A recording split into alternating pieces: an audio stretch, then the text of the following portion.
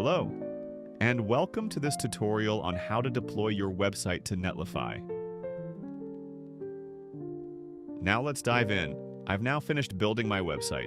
This is my local coffee shop website with my menu, list of coffees, teas, and pastries, and Google Maps, business hours, all with schema.org structured data for better SEO, etc. The site is ready. Now we only need to get it up. Currently, I can download the full site as a file and upload it anywhere I want to, but this time I like to serve it from Netlify. Let's head over to my Netlify account. I only have an empty project here at the moment.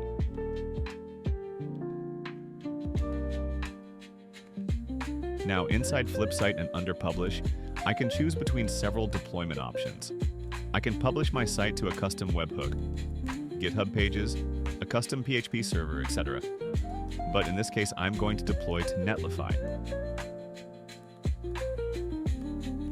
When I select Netlify, I see that I need two IDs, the site ID and the personal access token. The instructions tell me to copy the project ID from underneath project configuration. So let's do that.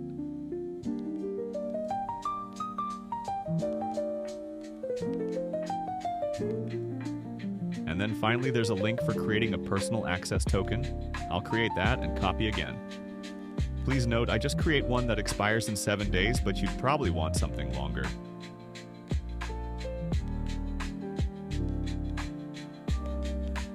Let's look at the current site. It's empty.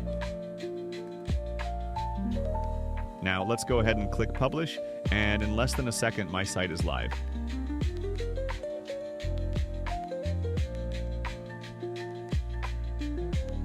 Now let's go ahead and make a change to the site.